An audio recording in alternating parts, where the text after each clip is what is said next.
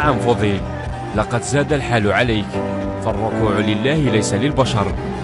وكأن الانبطاح أمام ملك المخزن لا يكفي، فراح مغني الراي يتباهى ويتفاخر بالحصول على الجنسية المغربية وإظهار بطاقة التعريف بذلك.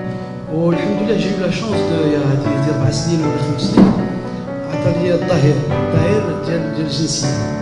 دونك سي سا ماجيستي جيتي لو بلوز هورو تري تري كونتون. هادشي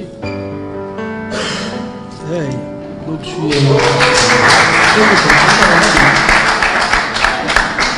فضيل نسي جزائريته وهذا شأنه، وتناسى وطنا بأكمله وهذا أيضا شأنه.